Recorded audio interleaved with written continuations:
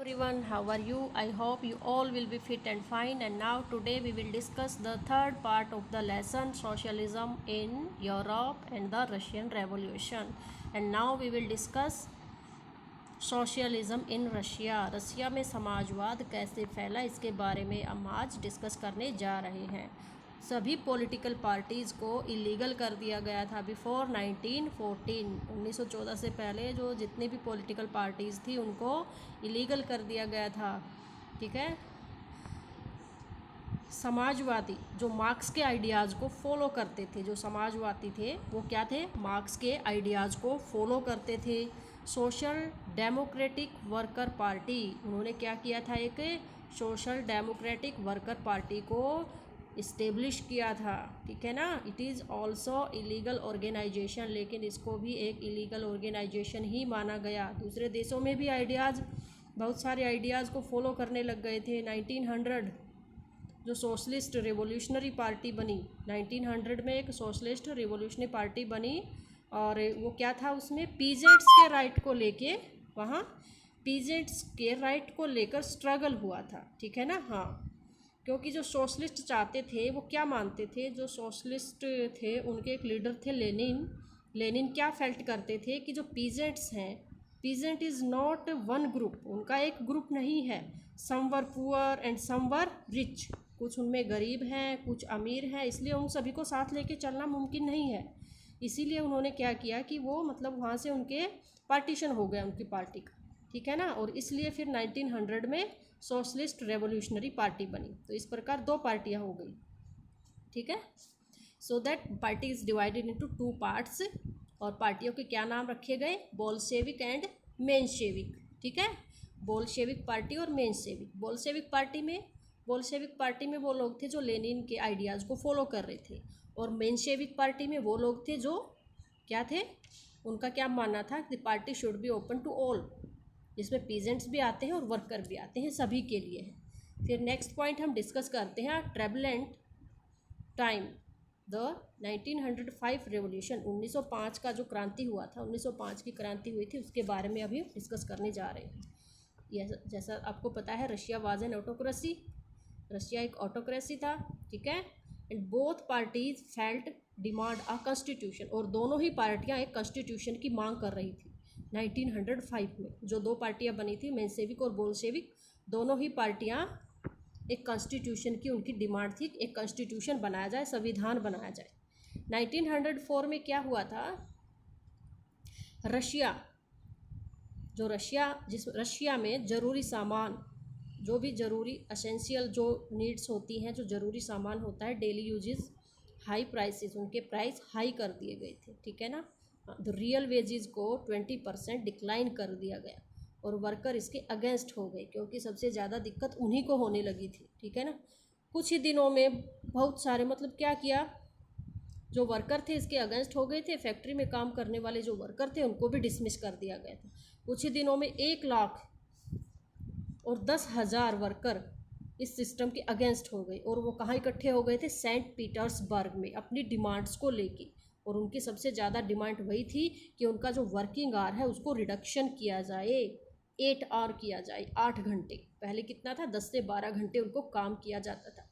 ठीक है ना। लेकिन अभी वो क्या बोल रहे थे कि हमारा जो वर्किंग आवर है उसमें रिडक्शन किया जाए। ठीक है।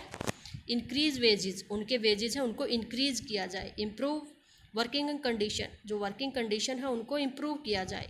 ठीक है। और उनको कौन लीड कर रहा था, फादर गेपोन उनको लीड कर रहा था, उनका लीडर था।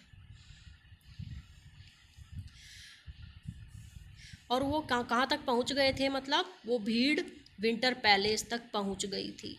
और फिर क्या हुआ, पुलिस ने उन पर अटैक कर दिया, जिसमें 100 वर्कर मारे गए और 300 घायल हो गए। और उस दिन संडे पड़ता था, इसीलिए उसको ब्लडी संडे का नाम दिया गया। ठीक है ना, ब्लडी संडे। इसी को 1905 का रेवोल्यूशन कहा जाता है। और इसको देखते हुए क्या हुआ था कि स्ट्राइक पूरे रशिया में फैल गया था, पूरे कंट्री में। Lawyers, doctor, engineer, middle class के जो भी लोग थे वो इसमें पार्टिसिपेट करने लगे। उन्होंने भी फिर इस घटना को देखने के बाद बहुत सारे जो मिडिल क्लास सोसाइटी थी वो उभर कर सामने आई, फिर 1905 में जार द्वारा एक परामर्शदायी पार्लियामेंट, कंसल्टेटिव पार्लियामेंट जिसको ड्यूमा कहा जाता है, उसका गठन किया गया।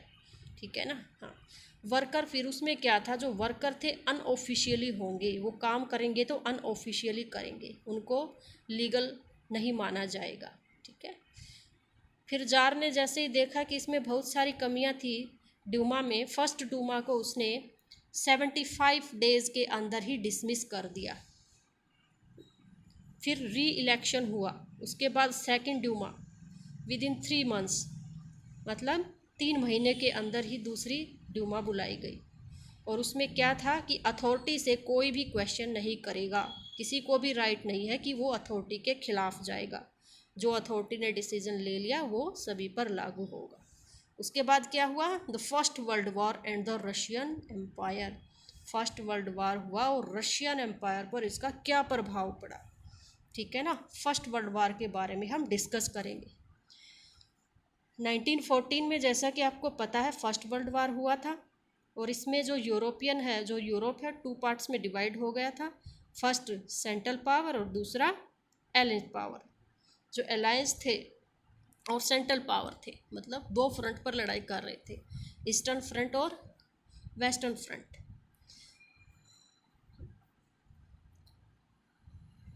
सेंट्रल पावर में कौन कौन था, Germany, Austria and Turkey. these are the central power, and France, Britain, Russia and later Italy and Romania. ठीक है ना। ये एलियन पावर नहीं बनेगा। फिर क्या हुआ, जो रशिया था, रशिया में जो लोग थे जो जार के खिलाफ रैली निकाल रहे थे उस टाइम पे, मतलब रैलीज निकाली जा रही थी। रैलीज में लोग मतलब जार को बुरा भला कह रहे थे, उसके खिलाफ थे, क्योंकि पब्लिक चाहती नहीं थी वार में पार्टिसिपेट करना, लेकिन उन्होंने वार में लोगों को लिया था। डूमा जैसे धीरे धीरे टाइम बीतता गया, डूमा का प्रभाव ख़त्म होता गया। सेंट पीटर्सबर्ग का नाम बदल दिया गया, क्योंकि सेंट पीटर्सबर्ग से एक जर्मन नाम था, उसको पेट्रोग्राड नाम दिया गया।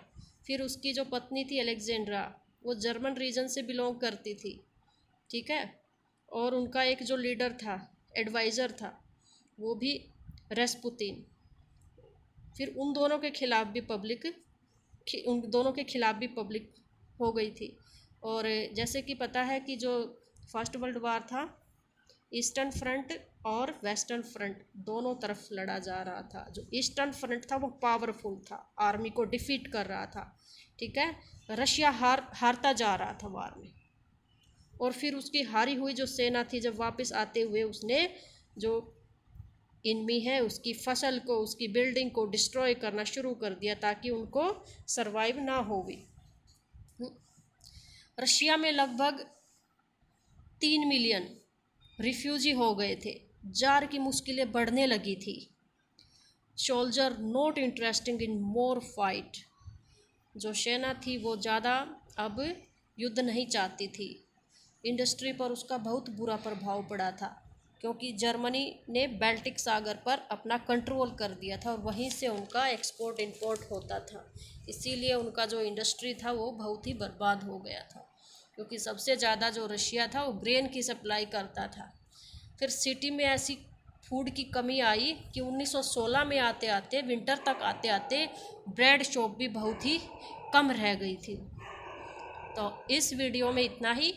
नेक्स्ट पार्ट हम नेक्स्ट वीडियो में करेंगे। आई होप आपको अच्छे से समझ में आ गया होगा। Thank you. Have a nice day.